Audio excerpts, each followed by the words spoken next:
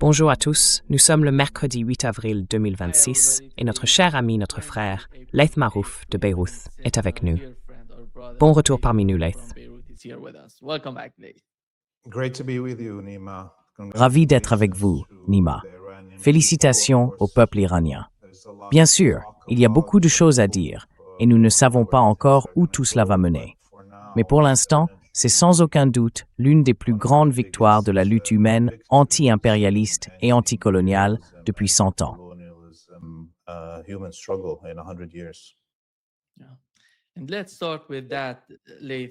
Et commençons par cela, Laith. Que se passe-t-il? Nous avons appris hier l'existence d'un cessez-le-feu. Donald Trump et les Iraniens ont tous deux annoncé un cessez-le-feu de 2 semaines. Ils vont négocier. Et le Premier ministre pakistanais a déclaré que le Hezbollah, que le Liban, faisait partie de cet accord. Le Hezbollah fait partie du cessez-le-feu. Que se passe-t-il en ce moment au Liban?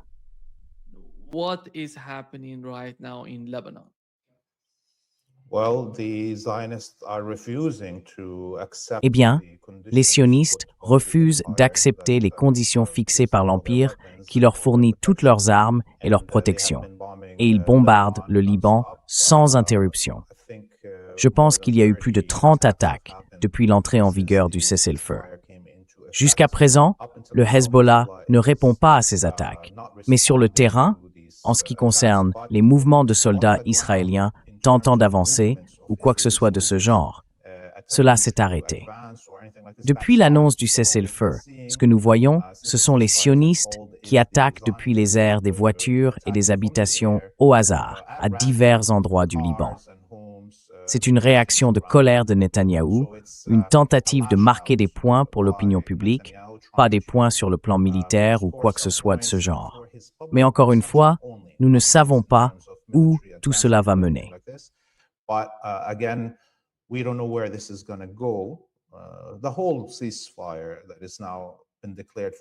L'ensemble du cessez-le-feu qui vient d'être déclaré pour 2 semaines est en réalité très fragile, surtout avec l'affaiblissement de la capitale impériale. Vous savez, nos téléspectateurs, certains s'en souviennent peut-être grâce à leur cours d'histoire, peuvent observer comment l'Empire romain, par exemple, s'est effondré et comment, une fois le cœur d'un empire affaibli, cela se répercute sur les provinces cruciales. Dans cette situation, on peut se rappeler comment l'Empire a été divisé en 2, l'Empire d'Orient et l'Empire romain d'Occident. Et nous avons entendu Netanyahou ces dernières semaines parler d'un empire juif en Asie occidentale. L'effondrement de l'hégémonie américaine dans cette région pourrait donner à Netanyahou l'illusion qu'il peut créer un empire d'Orient, un empire romain d'Orient, centré autour de Tel Aviv.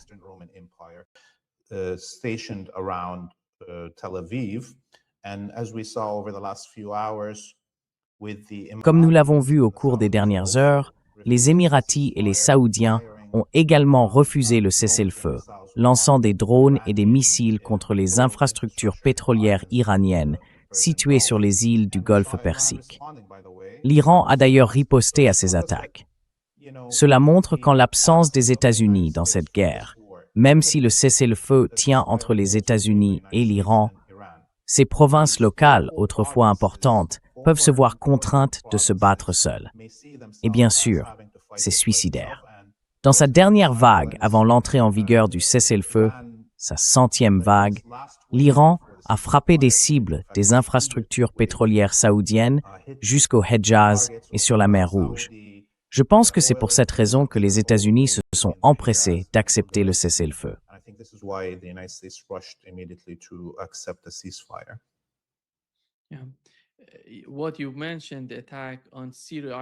Ce que tu as mentionné, l'attaque contre Cedar Island. Selon les médias d'État iraniens, ils ont dit que c'était les Émirats arabes unis, parce que l'Iran avait riposté à la fois contre le Koweït et les Émirats. La réponse visait donc les Émirats et le Koweït. Laith, penses-tu que je crois que l'importance de ce qui s'est passé, et en Israël, on peut voir l'opposition à Benjamin Netanyahou éclater d'une certaine manière, l'attaquant politiquement. C'était une défaite totale pour Netanyahou. Cette guerre, toute la guerre, a été une défaite totale pour lui. D'un autre côté, on a vu la même chose dans les États arabes, dans le Golfe Persique. dans les pays du CCG en gros, la même chose se produire.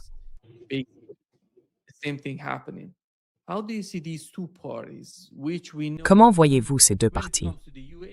Nous savons que lorsqu'il s'agit des Émirats arabes unis, ils n'agissent pas vraiment comme un pays indépendant.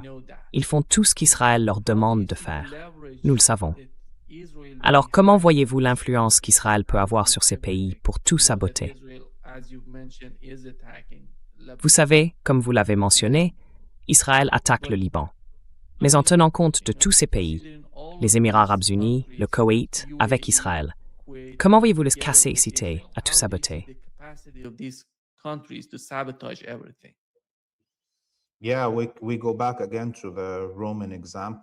Oui, nous revenons encore une fois à l'exemple romain. Souviens-toi de César, lorsqu'il a remporté ses campagnes en Gaule, dans ce qui est aujourd'hui la France. Ses victoires l'ont élevé au point de pouvoir organiser un coup d'État contre l'empereur. Ainsi, Netanyahou se voit comme ayant accompli, dans son esprit, des victoires militaires que l'Empire, la capitale de l'Empire et l'empereur actuel, Trump, n'a pas pu obtenir. Qu'il pense à l'élimination de la direction de la résistance au Liban, à la destruction de la Syrie et à la chute d'Assad, ou au génocide de masse à Gaza, en ce moment Netanyahou estime pouvoir avancer sans l'Empire et se proclamer empereur, comme nous le voyons.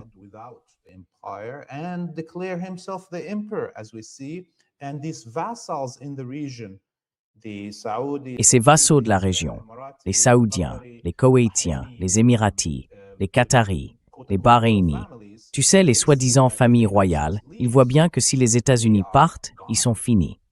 Ils ne peuvent pas exister.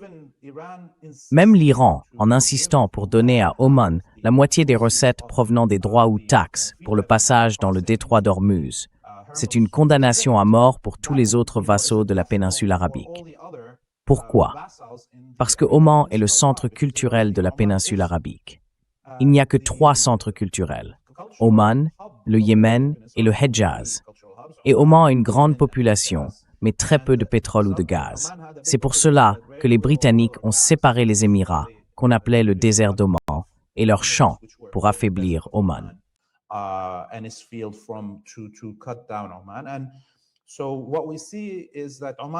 Et donc, ce que nous voyons, c'est qu'Oman est sur le point de s'élever.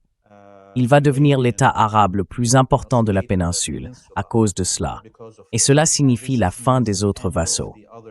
Ce que je dis, c'est que ces vassaux vont attacher leur sort à celui des Israéliens et de Netanyahou, puisque Trump et l'Empire ne peuvent pas les protéger. Ils voient leur dernier espoir de survie dans le pari que Netanyahou devienne fou, se révolte contre la capitale de l'Empire et se proclame empereur dans les provinces orientales de l'Empire. C'est, je pense, la direction que nous prenons. Et c'est encore une leçon de l'histoire dont les gens devraient tirer enseignement.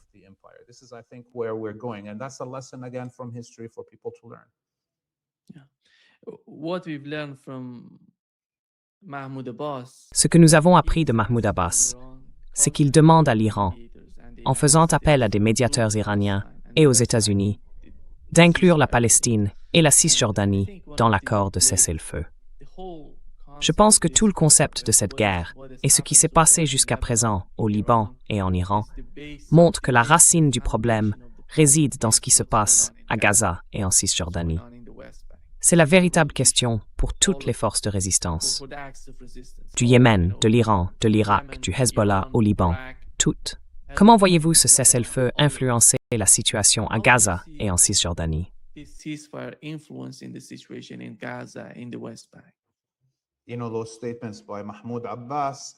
Tu sais, ces déclarations de Mahmoud Abbas montrent à quel point il a peur de perdre sa position. Je veux dire, si les États-Unis cessent de le soutenir, avec la formation par la CIA des forces de sécurité de l'autorité palestinienne, qui sont responsables, soit dit en passant, de la mort et de l'emprisonnement de milliers de Palestiniens en Cisjordanie, en collaboration avec les sionistes, il ne peut pas survivre. Si les États du Golfe, ou vassaux, sont tellement appauvris qu'ils dépensent leur argent uniquement pour reconstruire les ruines de leurs propres industries, ils n'ont pas d'argent à lui donner. Et il devient encore plus insignifiant. Donc, il essaye aussi de sauver sa pertinence en faisant cette déclaration. Et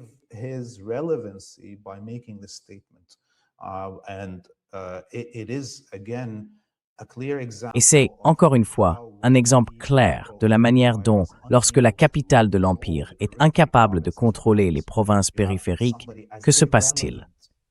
On voit quelqu'un d'aussi insignifiant que Mahmoud Abbas se retrouver soudainement en première ligne dans les médias.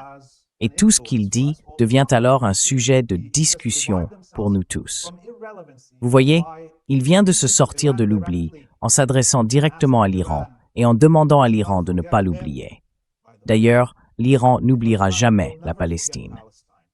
Depuis 1969, la direction iranienne et le peuple iranien ont risqué leur vie pour défendre la justice envers le peuple palestinien et pour mettre fin au régime d'apartheid et colonialiste qui s'est construit ici.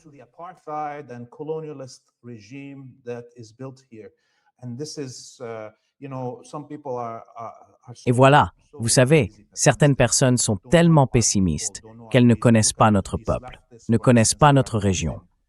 Regardez ces gauchistes, par exemple, qui publient depuis quelques heures pour tenter de saper les réussites de l'Iran, ou qui disent que l'Iran va oublier la Palestine. Ils ne savent pas de quoi ils parlent. Vraiment pas. L'Iran a apporté son soutien à des millions de personnes. Toutes les guerres que l'Iran a menées, y compris l'invasion par l'Irak, l'ont été pour la Palestine. Les sionistes voulaient s'assurer qu'au moment de la révolution, en 1979, l'Iran ne se tienne pas aux côtés de la Palestine. Et c'est pour cela que l'Irak a attaqué. Donc je pense que la guerre n'est pas terminée.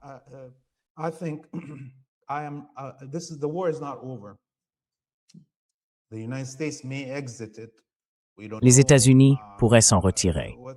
Nous ne savons pas si cela va réellement tenir. Mais c'est une victoire pour le peuple palestinien, et la libération de la Palestine est aujourd'hui très proche. Les sionistes ne peuvent pas se défendre si l'Occident les abandonne. Et si les monarchies du Golfe, les vassaux du Golfe, n'ont plus d'argent à donner à la colonie sioniste pour éliminer tous les mouvements révolutionnaires de notre région, pour nous combattre et pour commettre un génocide. En ce moment, les pays du Golfe n'ont plus d'argent. Ils peinent à peine à reconstruire leurs propres infrastructures.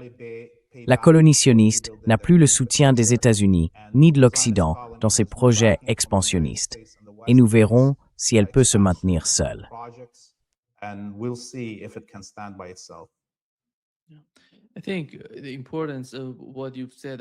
Je pense que l'importance de ce que vous avez dit à propos de la Palestine réside dans la manière dont les actes de résistance ont évolué, ce qu'ils étaient avant la guerre et ce qu'ils sont aujourd'hui.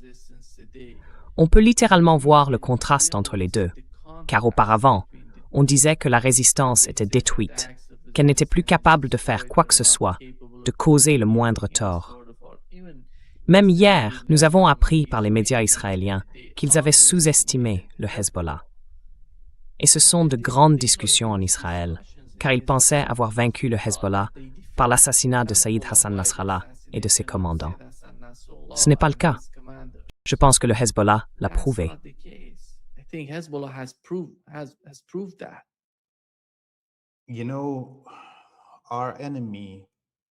Vous savez, notre ennemi, d'un côté, affirme ouvertement que cette guerre concerne la suprématie juive, qu'il s'agit d'avoir une colonie juive et de soumettre les peuples arabes et musulmans, de nous forcer à accepter l'existence de cette colonie exclusive et suprémaciste contre notre volonté, contre l'histoire, contre la géographie.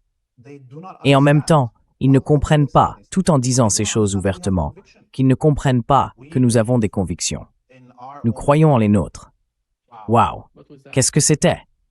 Ça ne ressemblait pas à un bang sonique. On aurait dit plutôt une sorte d'attaque, quelque chose de proche.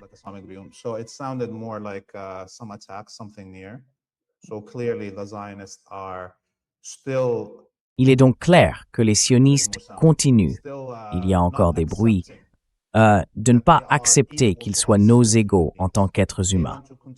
Ils veulent continuer à projeter leur suprématie sur nous, que ce soit par ce moyen, si c'était un bang sonique destiné à effrayer tout le monde sans raison, ou s'ils ont attaqué Beyrouth, ce qui était tout proche, alors c'est la poursuite de l'objectif suprémaciste d'exterminer les peuples autochtones.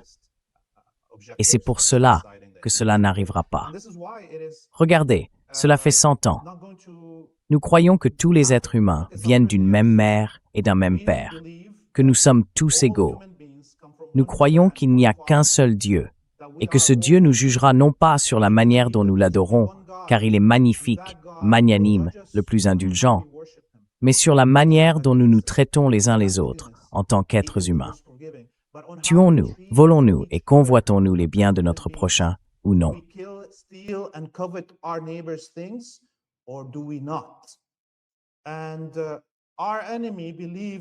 Et notre ennemi croit en un Dieu cruel, un Dieu qui dit qu'il y a un peuple élu et que tous les autres sont des Amalécites, des serviteurs de ce peuple élu, et qu'ils ont le droit de tuer, de voler et de convoiter les biens de leurs voisins. Et nous devrions l'accepter parce que nous serions des esclaves. C'est une dichotomie qui ne peut pas coexister.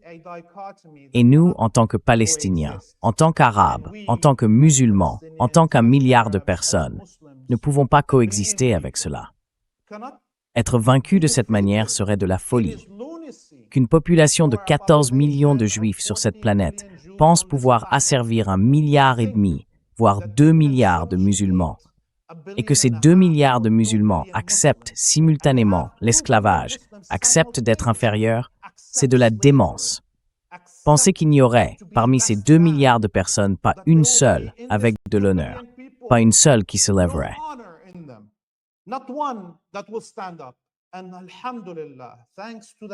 Alhamdoulilah, grâce au Créateur, les êtres humains n'acceptent pas ces conditions. Aucun être humain digne de ce nom ne le fait. Et alhamdoulilah, même après 100 ans d'humiliation, le siècle d'humiliation des peuples arabes et musulmans que nous avons traversé, Dieu nous a tout de même bénis par la naissance de la révolution islamique en Iran. Elle a mis fin à ce siècle d'humiliation grâce à son soutien à l'axe de la résistance et aux peuples de notre région qui ont refusé l'humiliation et donné tout ce qu'ils pouvaient pour la cause, non seulement pour notre propre libération, mais aussi pour la libération de l'humanité. Aujourd'hui, les gens se réveillent, tout comme moi maintenant, obligés d'entendre ce bombardement de Beyrouth alors que je suis en direct avec vous ici.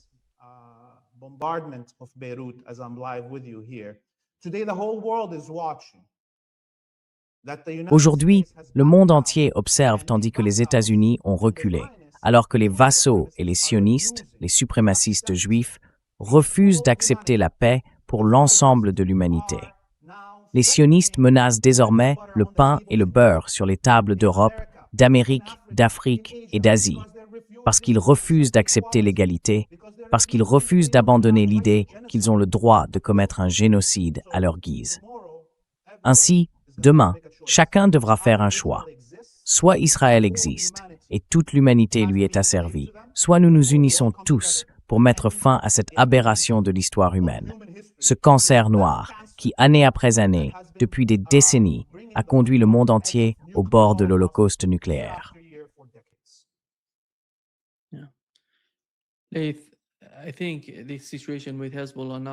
Je pense que la situation avec le Hezbollah, non seulement sur le plan militaire, mais aussi politique, est importante pour la poursuite de ce qui se passe en termes de pression exercée sur le gouvernement israélien. Après tout, nous savons que Benjamin Netanyahou ne se soucie pas des cessez-le-feu. Nous avons déjà vu que le cessez-le-feu entre le Liban et Israël n'a pas été respecté par les Israéliens. Mais comment voyez-vous, politiquement, ce qui se passe entre le Hezbollah et le gouvernement libanais? Et en quoi cela va-t-il aider l'ensemble de la situation à faire pression sur Israël?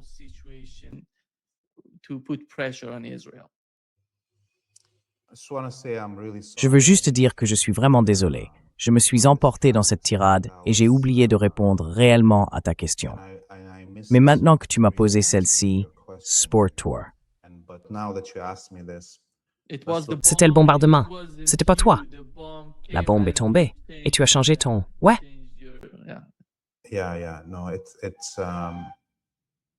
Oui, oui, non, c'est fou. Vivre comme ça pendant 2 ans et demi, Et nous pouvons imaginer nos frères et sœurs à Gaza. Tu sais, c'est horrible ici au Liban, mais ce n'est rien comparé à ce qui s'est passé à Gaza et à ce qu'ils subissent maintenant. Regarde, l'empereur des États-Unis lui-même est maintenant au bord de la fin de son règne. Nous avons vu un grand nombre de membres du Congrès appeler à la destitution du président, à sa mise en accusation. Nous avons vu le pape, pour la première fois dans l'histoire moderne, appeler les gens à se mobiliser contre leur président. Et c'est un pape américain. Il est descendu dans la rue. Aucun pape ne l'avait jamais fait, même pas pour la Palestine. Il est descendu dans la rue et a appelé les citoyens américains à faire pression sur leurs politiciens pour mettre fin à cette guerre.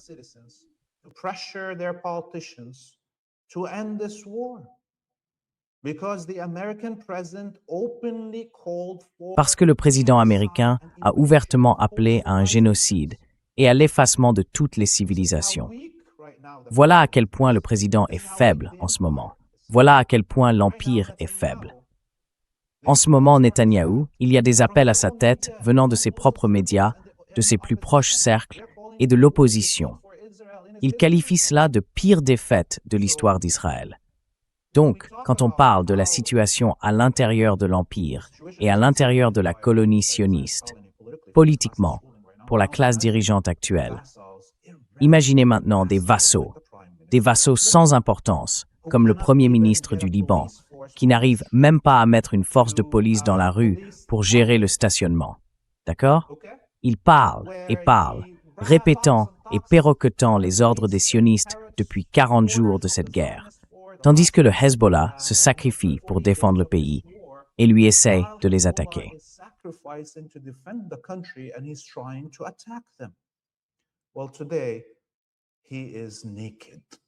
Eh bien, aujourd'hui, il est nu. Son maître l'a abandonné, ce Premier ministre, dont les ordres sont si insignifiants que le Hezbollah se moque de ce qu'il dit. Donc, si, Inch'Allah, ce cessez-le-feu se poursuit, nous verrons la chute de ce gouvernement. Il y aura des changements dans tout le monde arabe, avec ou sans la poursuite de cette guerre. Il y aura des changements permanents et l'effondrement de nombreux vassaux. Oui, je ne sais pas à quel point la situation va devenir violente, ni comment les choses vont évoluer, mais il n'y aura pas de retour au système politique sectaire et biaisé du Liban. Les vainqueurs de cette guerre, cette fois, fixeront les nouveaux paramètres de l'engagement politique dans le pays du Liban.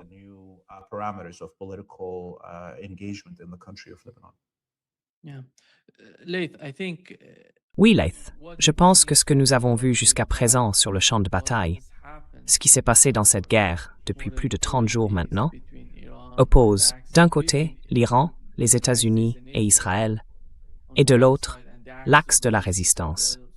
Ce n'était pas seulement l'Iran. Il y avait l'Irak, l'Iran, le Liban, puis le Yémen s'est joint à eux. Mais le Yémen n'a pas participé de manière significative.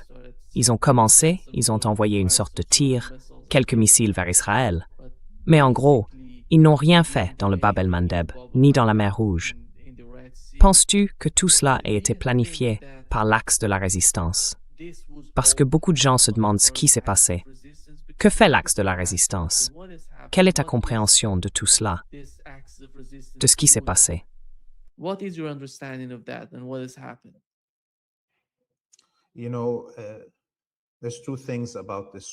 Vous savez, il y a deux choses à propos de cette guerre. Premièrement, vous essayez d'éliminer une colonie de peuplement, une colonie qui bénéficiait du soutien de toutes les composantes de l'Empire. Ce n'est pas quelque chose que l'on peut faire en une minute. Comme nous l'avons vu, une partie de cette guerre visait à rééduquer le public occidental et le reste du monde sur la situation de la Palestine et du peuple palestinien. Que signifie l'existence d'une colonie fondée sur la suprématie juive? Les gens se sont éveillés d'une manière différente. Je pense donc que les stratèges, les dirigeants de l'axe de la résistance et tous ceux qui ont été martyrisés savaient que cette guerre allait être longue et qu'il fallait qu'elle s'étende dans le temps.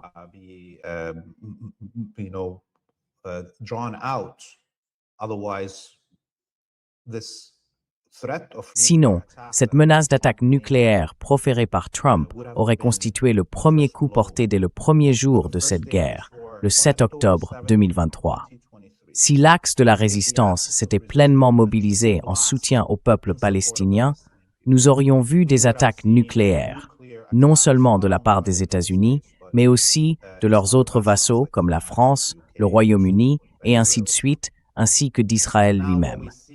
Aujourd'hui, nous constatons qu'après tous ces sacrifices consentis par la direction et par les peuples de l'axe de la résistance, la menace d'une attaque nucléaire par n'importe quel élément de l'Empire, à l'exception de la colonie sioniste, a été écartée. Et la stratégie consistant à maintenir le Yémen en dehors de cette bataille pendant les 40 derniers jours, à l'y faire entrer progressivement et à montrer les conséquences sur l'économie mondiale, sans même que le Yémen ne participe encore au combat, nous a permis d'éviter d'atteindre ce point où le Yémen fermerait le Bab el-Mandeb et où les populations commenceraient à souffrir de la faim partout dans le monde.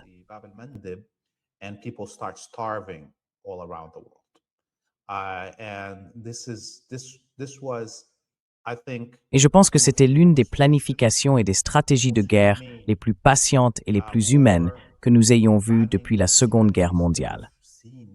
Je veux dire, pouvez-vous y croire que vous vainquez l'Empire en 40 jours ou que vous le vainquez en 2 ans et demi si l'on inclut cela, en commençant par le génocide à Gaza et le déluge d'Al-Aqsa?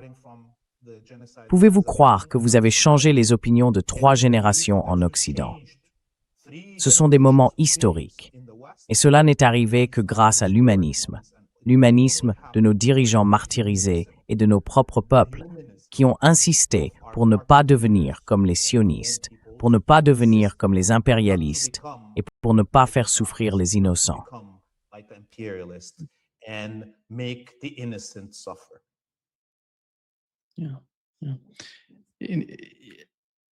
Oui. Fait, l'Irak a été sous occupation pendant si longtemps. Il n'y avait pas seulement les États-Unis, mais aussi d'autres pays. L'OTAN était là. De nombreuses troupes venues d'Europe et d'ailleurs, aux côtés des États-Unis. En ce moment, à mon avis, l'Irak vit quelque chose de nouveau, compte tenu de la situation actuelle et de ce qui s'y passe. Comment voyez-vous l'amélioration de la situation en Irak? Parce qu'ils ont désormais la responsabilité de leur pays. Et ils font partie de l'axe de la résistance. Avant cette guerre, ils n'étaient pas aussi audacieux. Mais maintenant, ils le sont. Et ils sont devenus très importants pour l'axe de la résistance et pour ce qui se passe. Selon vous, quel sera l'avenir de l'Irak? Et comment cela pourrait-il influencer la situation au Koweït d'ailleurs? Comment voyez-vous cela?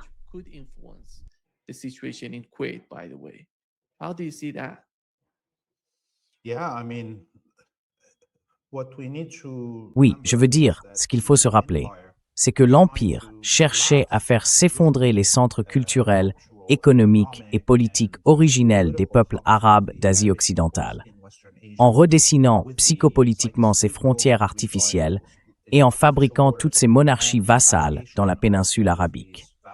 Ainsi, Bagdad et l'Irak, ou Damas et la Syrie, étaient les capitales de la culture arabe et du pouvoir islamique pendant des siècles, d'accord? Oman et le Yémen étaient les centres économiques et politiques de la péninsule arabique.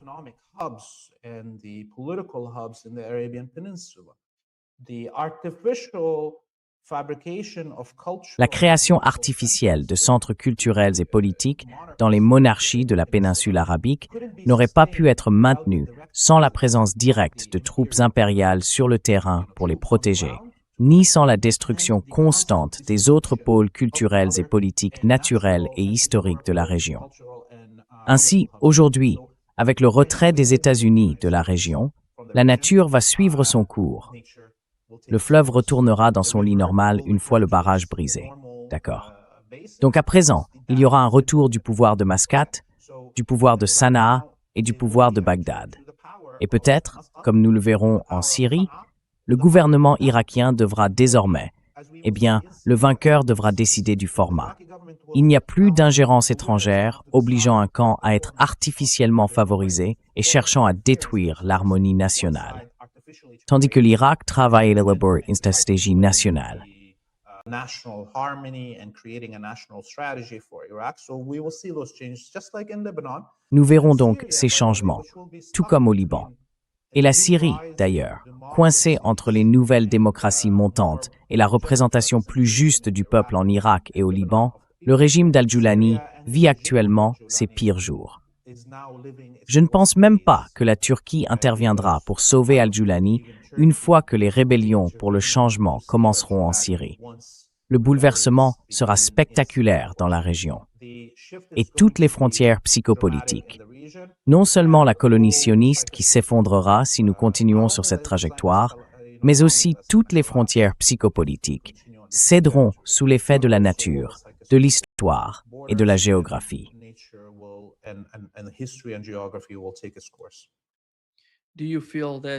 Pensez-vous que les pays du CCG puissent tous suivre la même ligne politique? Ou allons-nous voir certaines divergences apparaître à la suite de cette guerre?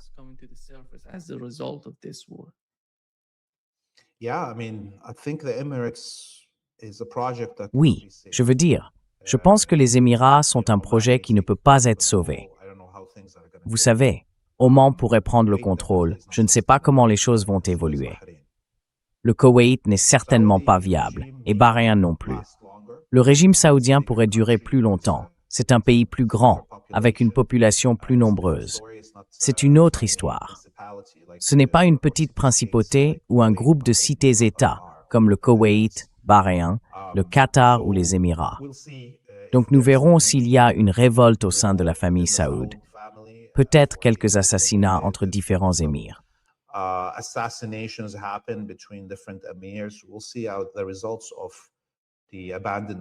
Nous verrons quels seront les résultats de l'abandon de la protection impériale.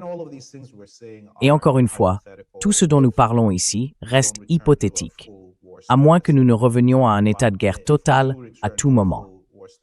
Mais si nous revenons à un état de guerre total, alors toutes ces principautés vassales cesseront définitivement d'exister.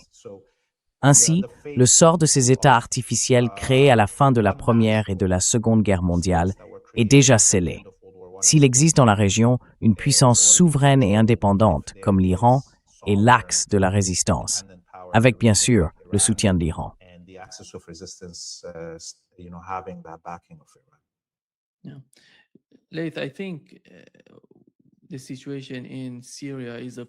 La situation en Syrie est importante pour le Liban, fondamentalement pour le Liban, parce que nous avons appris au cours de cette guerre que le gouvernement syrien attaquerait d'une manière ou d'une autre, ou du moins faciliterait et aiderait le gouvernement israélien à attaquer le Liban depuis ses frontières. Et est-ce une préoccupation pour le gouvernement libanais? Parce qu'après tout, il ne s'agit pas seulement du Hezbollah et d'Israël. Il s'agit de la manière dont le gouvernement syrien, le HDS syrien, se comporte. C'est extrêmement problématique à long terme, si l'on part du principe qu'Israël ne renoncera pas aux hostilités qu'il entretient contre le Liban. C'est pourquoi le rôle de la Syrie est important. Il doit y avoir une certaine forme de compréhension de la position de la Syrie dans cette équation.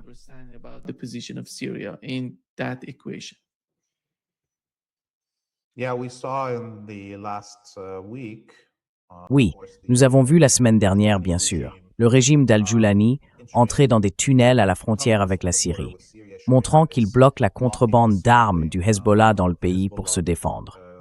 Cela a montré à quel point le régime HTS d'Al-Julani est docile et loyal envers la colonie sioniste en Occident. Et Al-Julani, à ce moment-là, courait en Europe, quémandant plus d'argent et de soutien, démontrant encore une fois ses accréditations. Comment il soutient la colonie sioniste.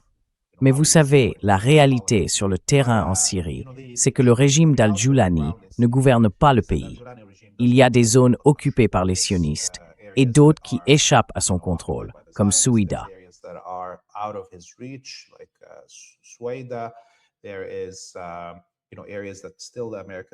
Il y a, vous savez, des zones encore occupées par les Américains, des zones sous contrôle direct turc et de nombreuses parties du pays qui échappent à son autorité. Nous avons donc vu comment toute cette guerre contre l'Iran et la fermeté de l'Iran, ainsi que la performance remarquable de l'axe de la résistance, a en réalité inspiré les gens en Syrie à commencer à manifester, à se diriger vers le plateau du Golan et à ouvrir le feu avec des mitrailleuses. Finalement, nous avons vu des missiles tirés depuis l'intérieur de la Syrie sur des bases israéliennes dans le Golan occupé. Tout cela montre que le régime d'Al-Julani est très fragile. Et maintenant que l'Empire accepte le cessez-le-feu avec l'Iran, avec un Iran victorieux et des pays du Golfe appauvris et incapables de financer le régime d'Al-Julani, cette fragilité apparaît encore plus clairement.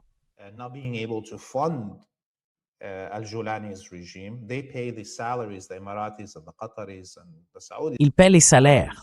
Les Émiratis, les Qataris et les Saoudiens paient les salaires du nouveau gouvernement actuel, y compris ceux de son armée. Et la Turquie ne peut pas combler ce vide. La Turquie n'a pas d'exportation de pétrole qu'elle puisse gaspiller pour faire fonctionner ses escadrons de la mort wahhabites.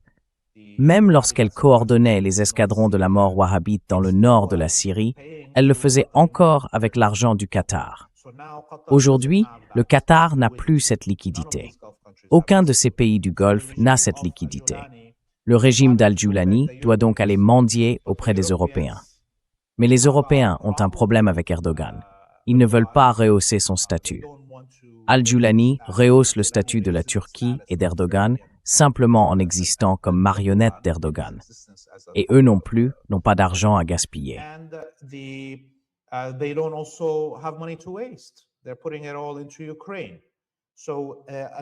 Ils mettent tout sur l'Ukraine. Donc, je pense que le régime d'Al-Julani est à son point le plus faible en ce moment.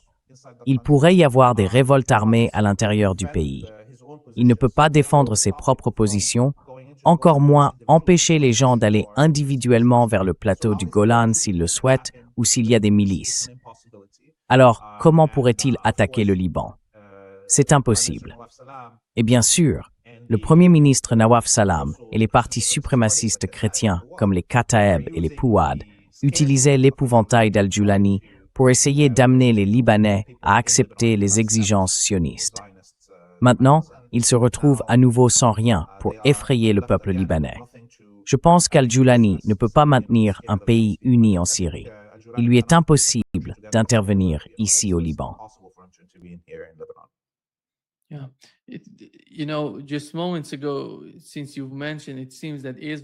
Il y a tout juste quelques instants, puisque vous l'avez mentionné, il semble qu'Israël frappe les banlieues du sud de Beyrouth.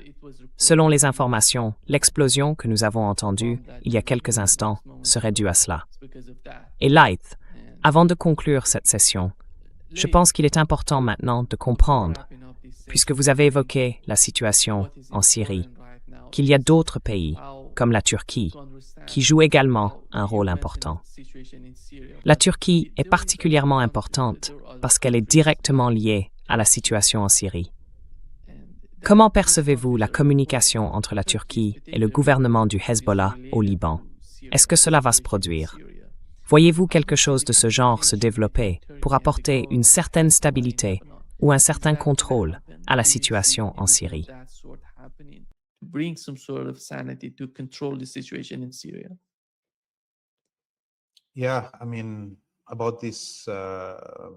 Oui, je veux dire, à propos de ces attaques en ce moment sur Al-Dahir, ils utilisent des GPU et des tests ont été effectués sur des échantillons de sol provenant de tout le Liban, y compris des sites à Al-Dahir et ailleurs. Il y a beaucoup d'uranium appauvri.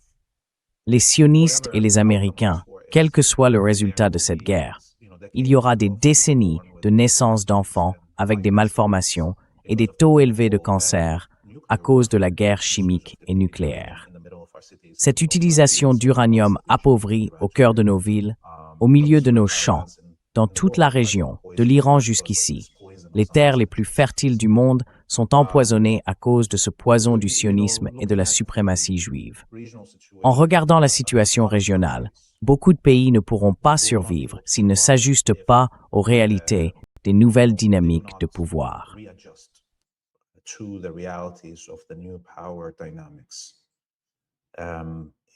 Iran has proven the United States cannot defeat it. L'Iran a prouvé que les États-Unis ne peuvent pas le vaincre sans déclencher un holocauste nucléaire, ce qui provoquerait une guerre nucléaire et mènerait à la fin de l'humanité. Point final. Toutes les autres puissances entreraient alors en jeu. Et aujourd'hui, l'Iran s'est élevé pour devenir le nouveau pôle d'un monde multipolaire. L'Iran est en passe de devenir le leader de la population musulmane. Que signifie cela? Avant cette guerre, il existait déjà des centres émergents de puissance musulmane. L'un d'eux était la Turquie. Un autre était l'Arabie saoudite, qui tentait d'assumer ce rôle après avoir contribué à la destruction de tous les autres centres arabes de pouvoir, comme Bagdad, Damas et même le Caire.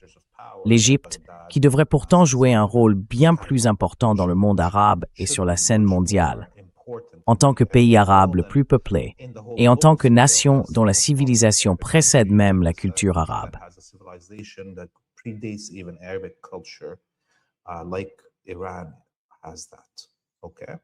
L'Iran, par exemple, possède cela. C'est un statut naturel que l'Égypte devrait avoir, mais le colonialisme et l'impérialisme le lui refusent. Il y avait aussi une autre puissance, le Pakistan, avec ses capacités nucléaires et ses missiles.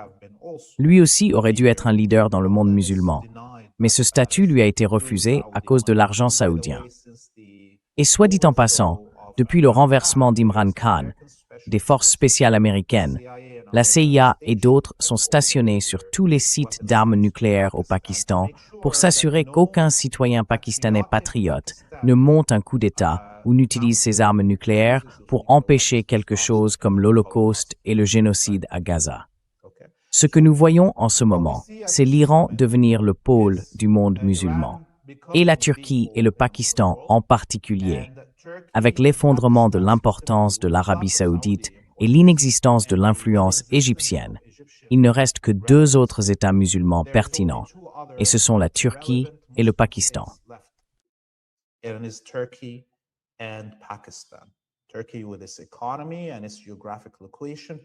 La Turquie, avec son économie et sa position géographique.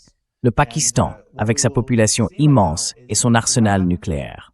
Ce que nous observons aujourd'hui, c'est que l'Iran détient la carte maîtresse à offrir à ces deux États, leur permettant de gagner en importance sur la scène internationale.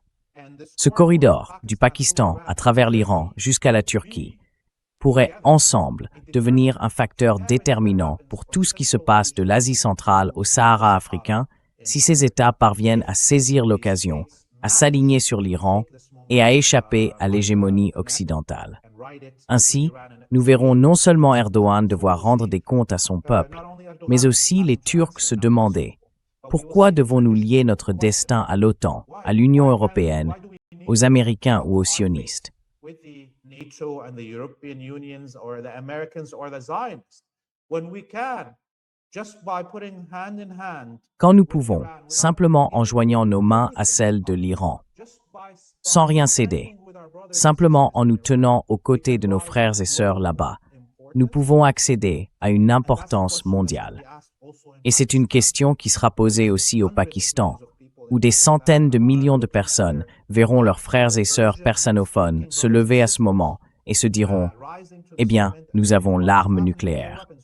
Pourquoi ne pourrions-nous pas être comme l'Iran ?» Il y a donc beaucoup de changements culturels, historiques et politiques, ainsi que de nouvelles voies qui s'ouvrent à nous, des choses qu'on n'aurait même pas pu imaginer il y a encore quelques jours. Nous avons désormais devant nous de multiples issues positives et porteuses d'espoir, si les dirigeants du Pakistan et de la Turquie écoutent réellement la volonté de leur peuple, saisissent la main fraternelle de l'Iran et s'élèvent avec lui.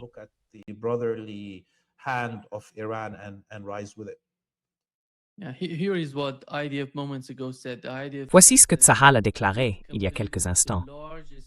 Elle a mené la plus grande vague de frappes contre les infrastructures du Hezbollah depuis le début de la guerre, bombardant plus d'une centaine de cibles à travers le pays, y compris à Beyrouth. Mais il faut se rappeler que c'est une violation directe du cessez-le-feu. Et, vous savez, le Liban fait partie du C-Square, et nous devons comprendre ce qui se passe à ce sujet. You see how jealous they are? That they couldn't Vous voyez stand à that quel point Iran ils sont said jaloux. they fired the Ils n'ont pas 100th supporté wave, que l'Iran dise « Nous avons lancé la 100e vague, atteignant jusqu'aux rives de la mer Rouge et de la Méditerranée, et nous avons détruit toutes ces cibles. » Ils ont eu besoin de lancer une centaine d'attaques. C'est ainsi que fonctionne l'envie, d'accord? C'est pour cela que c'est un péché. Ils ne peuvent pas croire que l'Iran puisse atteindre le nombre 100. Et eux, ils ne le peuvent pas. Ils en ont besoin. D'accord, Netanyahou et les suprémacistes juifs pensent avoir le dernier mot. Eh bien non, vous n'avez pas le dernier mot. Et ce n'est pas encore fini.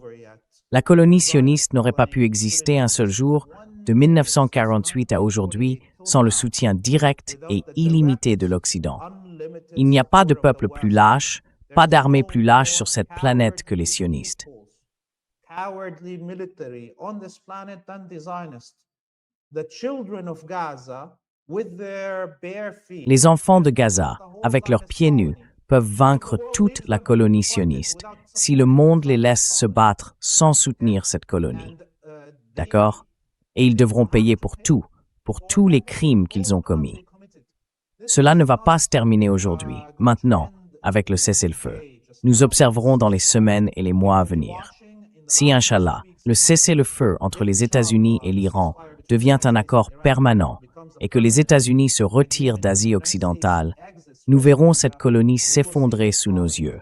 Et les enfants, les femmes et les hommes d'Asie occidentale marcheront vers Jérusalem sur nos propres pieds pour la libérer, si tel est le cas. on our own feet to liberate it, if that is the case. The minute there is no imperial direct support. Dès qu'il n'y a plus de soutien impérial direct à la colonie sioniste, elle ne peut plus se maintenir.